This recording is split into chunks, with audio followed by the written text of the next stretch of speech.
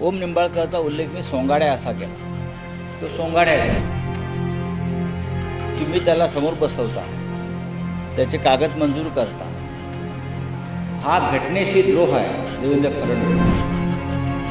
याच्यामध्ये काही सरकारचं फार मोठं शौर्य किंवा कर्तृत्व आहे असं मला वाटत नाही. नसरापूर प्रकरणात ज्या बालिकेवर अत्याचार झाला, हत्या झाली, त्यानंतर जो जनतेचा रोष उसळला, त्याच्यामुळे फास्ट ट्रॅक न्यायालयामध्ये अत्यंत ऐतिहासिक वेगवान पद्धतीनं हा खटला चालला आणि आरोपीला फाशीची शिक्षा सुनावली. पण जर या राज्यात कायदा सुव्यवस्थेचं राज्य असतं, कायद्याचा धाक असता आणि अशा प्रकारच्या आरोपींच्या मनामध्ये सरकार, न्यायालय आणि कायदा याविषयी जर दहशत असती तर त्या मुलीचे प्राण वाचले असते. त्या मुलीचे प्राण आपण गमावले. अशा प्रकारच्या घटना या राज्यात सातत्याने घडत आहेत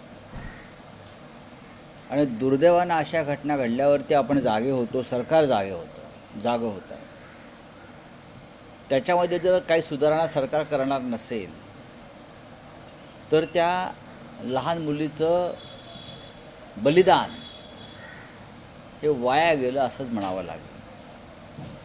महाराष्ट्रामध्ये या क्षणी कायद्याचं राज्य आहे असं वातावरणच नाही. हे फक्त मी मुलींवरील किंवा महिलांवरील अत्याचार या संदर्भात म्हणत नाही, तर सर्वच क्षेत्रामध्ये कायद्याची जी धुळधाण सुरू आहे, ज्या पद्धतीनं पेपर लीक होत आहेत, पेपर फुटत आहेत आणि हे पेपर फोडणारे लोक हे पूर्णपणे भारतीय जनता पक्षाशी संबंधित आहेत.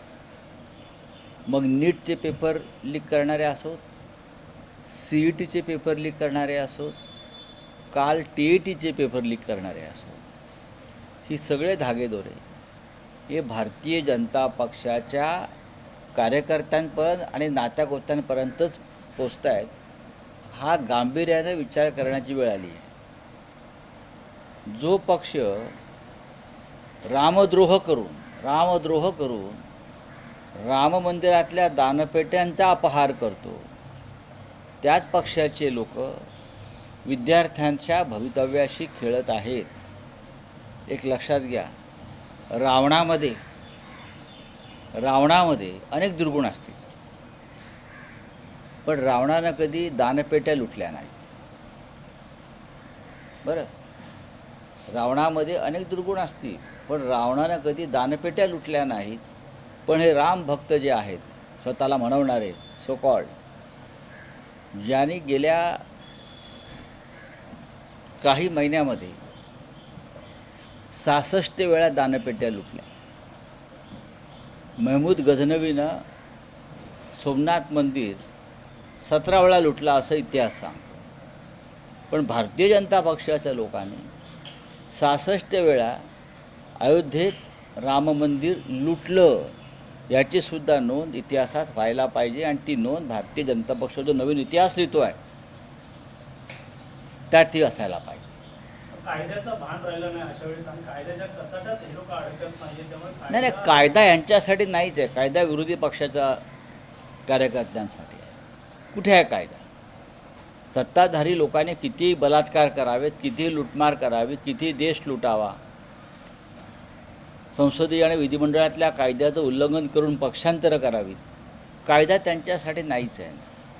कायदा या देशामध्ये फक्त जे भारतीय जनता पक्षाला विरोध करणारे लोक आहेत त्यांच्या भोवती फास आवळण्यासाठीच कायदा आहे, बाकी कायदा नाही आहे. सध्या विधान परिषदेच्या उपसभापतीसाठी शिंदे गटातून काही नावं समोर येतात. नाही, मला माहिती नाही. लोकसभेचे अध्यक्ष असेल, विधानसभेचे अध्यक्ष असेल, त्यांच्या संदर्भात कार्यकाळ आणि आता जे विधान परिषद उपसभापती. नाही, ठीक आहे, तो नाही, ते नावं सुचवू द्या. हे सगळे टपोरी लोक आहेत, हे पक्षांतर आणि भ्रष्टांतर करणारे लोक आहेत.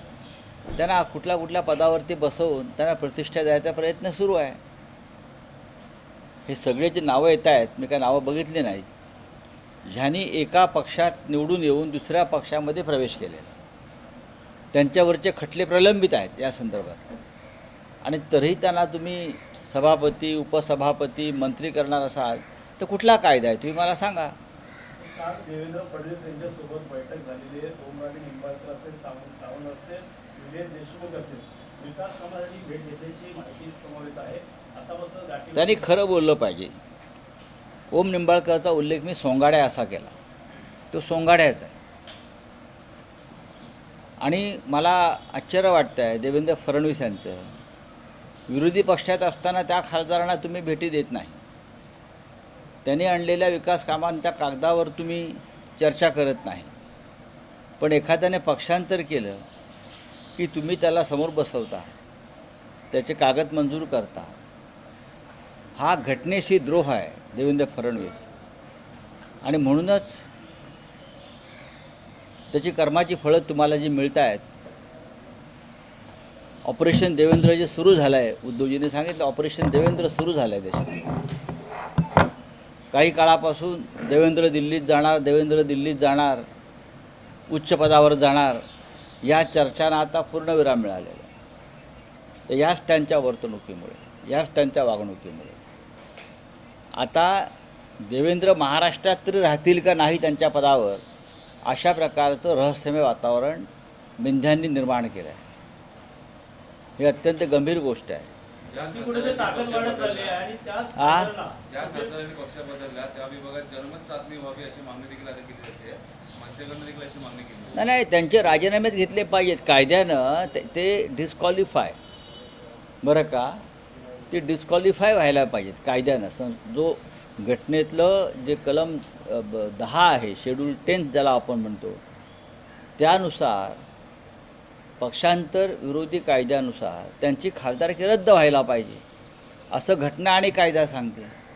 पण अशा पक्षांतर केलेल्या गुन्हेगारांना, हे गुन्हेगार आहेत, देवेंद्र फडणवीस आपल्या चेंबरमध्ये बसवून त्यांना चहा पाजून, चहा बिस्किटं देऊन जनतेच्या पैशानं त्यांच्या कागदावर जर सह्या करत असतील तर स्वतः देवेंद्र फडणवीस हे घटनाद्रोही आणि रामद्रोही आहेत. राम सत्यवचनी होता. त्याच लोकांना मंत्रिपद देणार अशी देखील चर्चा सुरू मग ते तर तेच तर सांगतो ना, वेगळं काय सांगतोय मी. घटनाद्रोही, सत्यद्रोही, रामद्रोही असे हे लोक आहेत, हे गुन्हेगार आहेत खरं म्हणजे.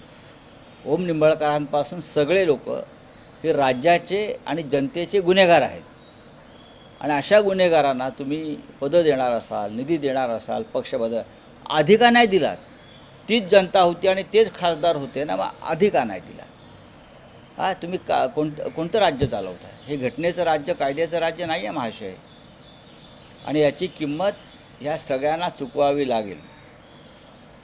राष्ट्रवादी शरदचंद्र पवार गटामध्ये 2 आता गट दिसत आहेत. तर काही नेते आहेत ते काँग्रेसमध्ये, तर काही एनडीए मध्ये जाण्याच्या. मला माहिती आपका कांग्रेस को राम मंदिर जाने की रोका जा रहा है, क्या वजह है? राम मंदिर हम सब लोग जाना चाहते हैं. मुझे लगता है उत्तर प्रदेश के कांग्रेस के प्रेसिडेंट को रोका गया है, अजय राय साहब को. क्यों रोका गया? वो वहाँ जाकर जो वहाँ भ्रष्टाचार हो गया, लूटमार हो गई है दान पत्र में, दान पेटी में, उस बारे में बात करेंगे इसलिए. महमूद जो गजनवी था उसने सोमनाथ मंदिर 17 बार लूटा है. बीजेपी ने अयोध्या का राम मंदिर लगभग 70 बार लूटा है, 66 टाइम. ये उनका जो घोटाला है उसको मैं देशद्रोह भी कहूँगा और रामद्रोह भी कहूँगा. मैं तो ये कहूँगा, मैंने कल उद्धव ठाकरे साहब से भी बात की है कि हमको भी राम मंदिर जाना चाहिए. हम राहुल गांधी जी से भी बात करेंगे, आपको भी राम मंदिर आना चाहिए. हम अखिलेश यादव जी से भी बात करेंगे, उनको भी राम मंदिर जाना चाहिए. हम ममता बनर्जी से भी बात करेंगे, उनको भी जाना चाहिए. अरविंद केजरीवाल जी अभी जाकर आए, वापस हमारे साथ आ जाएंगे. ये कौन है? राम मंदिर उनकी बाप की जागीर है क्या? राम मंदिर में हमारा खून भी बहा है. राम मंदिर में हमारे लोगों ने भी त्याग किया, बलिदान दिया है. मैं खुद उस राम मंदिर के आंदोलन में शामिल था और मैं सीबीआई का एक आरोपी हूँ उस मामले में. मैं 3 बार सीबीआई के सामने लखनऊ में उनके कोर्ट के सामने मैं जाकर मेरा स्टेटमेंट दिया है। हम लोग आरोपी हैं सब उस मामले में। राम के उस संघर्ष में मंदिर के हम सब लोग थे। हिंदू हृदय सम्राट बाला साहब ठाकरे ने जो घोषणा की थी मंदिर वही बनाएंगे, हाँ, तब ये सब लोग भाग गए थे ना। बाबरी गिरने के बाद भागम भाग हो गई थी। तो बाला साहब ठाकरे और हम सब लोग उनके साथ खड़े रहे थे उधर कि अगर वो शिवसैनिक है तो हमें उनका गर्व है, ये बाला साहब ने कहा था। तो ये सब भाग गए थे। अब ये राम मंदिर के मालिक बन गए हैं। राम मंदिर को कोई मालिक होता है क्या? अयोध्या को राम मालिक है। अगर अजय राय को रोका है तो क्यों रोका है? अगर उनको रोका है तो हम सब लोग वहाँ पहुँचेंगे, सभी नेताओं के साथ हम लोग जाएंगे। यहाँ कोई जात और धर्म का मामला नहीं है। राम सबका है, देश का है। राम और रावण में क्या फर्क है इस बारे में? हाँ? राम और रावण में क्या फर्क है? नहीं, रावण में बहुत दुर्गुण थे, लेकिन रावण ने किसी मंदिर की दान पेटी दान पत्र नहीं लूटा था। ये रावण के वंशज है बीजेपी वाले। ऑपरेशन सिंदूर में जो शहीद है उनका अपमान हुआ है कि सर अपमान हुआ है, इस तरह से कह रहे हैं ऑपरेशन कह रहे हैं। हाँ, हुआ है ना। शहीदों का नाम तक नहीं दिया उस वक्त। एक भी सैनिक की कुर्बानी नहीं हो गई। ये राजनाथ सिंह जी सदन में और सदन के बाहर कहते थे नो कैजुअलिटी, और अब अचानक 6 जवानों के नाम सामने आए हैं कि उनकी शहादत हुई है ऑपरेशन सिंदूर में। तो ये लुपा छुपी आप क्यों कर रहे हो? उसका मतलब और भी जवान शहीद हो गए। Thank you.